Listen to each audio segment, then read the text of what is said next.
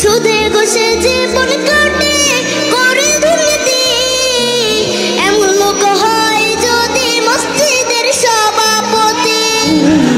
সুদে ঘুষে জীবন কাটে করে দুর্নীতি, এমন লোক হয় যদি মসজিদের সভাপতি। বাইরে উচিত কথা কইতে গেলে মোল্লার চাকরি নাই, ভাইরে উচিত কথা কইতে গেলে মোল্লার চাকরি নাই।